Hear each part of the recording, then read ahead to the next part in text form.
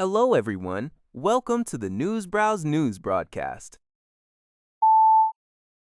NHK has learned that Britain has unveiled a plan to make military contributions to a multinational mission aimed at securing freedom of navigation in the Strait of Hormuz. Defense Secretary John Healey announced the initiative on Tuesday at a virtual meeting of defense chiefs from over 40 countries, co-hosted by Britain and France.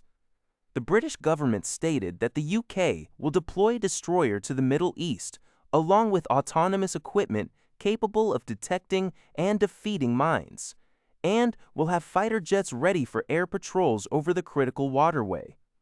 Healey emphasized on social media the strait's importance, stating it carries a fifth of the world's oil, and that securing navigation freedom is crucial globally, with the UK leading the effort. Japanese Defense Minister Koizumi Shinjiro also participated in the meeting, advocating for a U.S.-Iran ceasefire, communication, and reduced threats in the waterway, while stressing Japan's non-participation in multinational military activities for the strait. Despite U.S. President Donald Trump's urging for countries to play a role.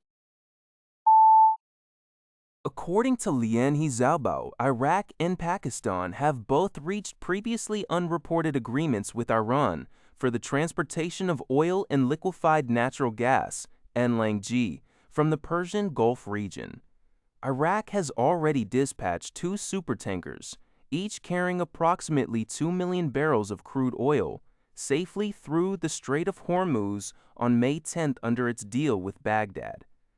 Iraqi officials are reportedly seeking Iranian approval for further crude oil shipments through the critical waterway.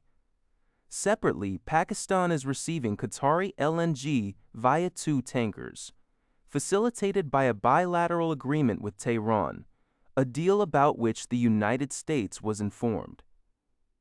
Industry sources suggest that Iran is formally solidifying its control over the Strait of Hormuz, requiring Iraq to submit documents for each tanker to pass under Iranian naval supervision. This development occurs as other nations consider similar arrangements due to escalating energy costs and supply chain disruptions, potentially normalizing Iran's long-term influence over the vital shipping lane. UPI reports that South Korea is actively pursuing deeper defense cooperation with the North Atlantic Treaty Organization, moving beyond conventional arms exports. During the second South Korea-NATO defense consultative meeting, Seoul emphasized its desire for access to NATO standardization agreements, STANAGs, to ensure its weapon systems are interoperable within alliance networks. This strategic shift aims to transform South Korea's defense export model from bilateral sales to integration into NATO-wide procurement and operational systems. NATO, in turn, has requested South Korea's participation in multinational projects, including ammunition and space cooperation, viewing Seoul as a crucial long-term defense supply partner, especially amid European efforts to replenish stockpiles. South Korean companies like Hanwha Aerospace and Lignex 1 are seen as key contributors.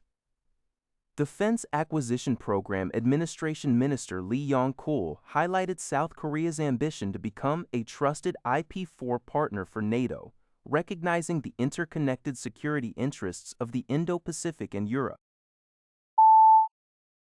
North Korean leader Kim Jong-un has called for strengthening the country's mortar and howitzer forces during a recent inspection of key munitions factories, Yonhap News Agency reported. State media reported Wednesday that Kim visited several industrial enterprises on Monday to review the implementation of the nation's munitions production plan for the first half of this year.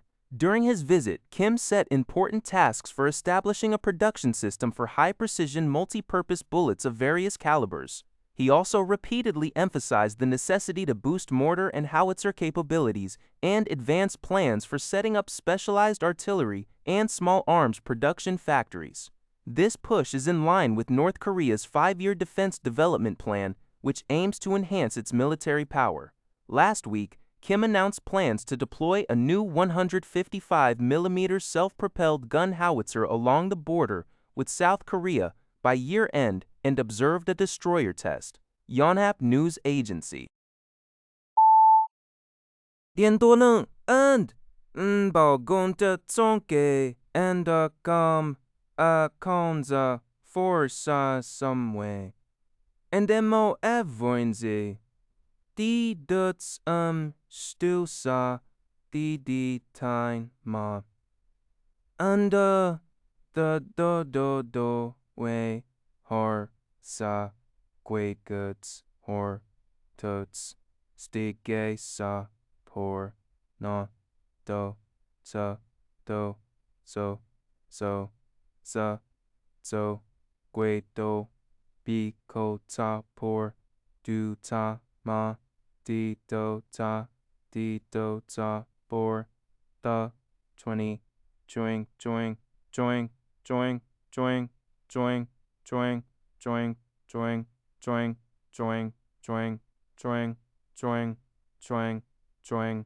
chor join chor chor join do joy joy joy join joy joy join join joy joy joy joy join join join join joy join joy joy joy joy joy joy joy joy joy joy joy join join join join joy joy joy joy joy joy you know joy joy joy joy joy joy joy joy joy joy joy joy joy joy joy yo. That's all for this video. Thank you for watching. See you in the next video.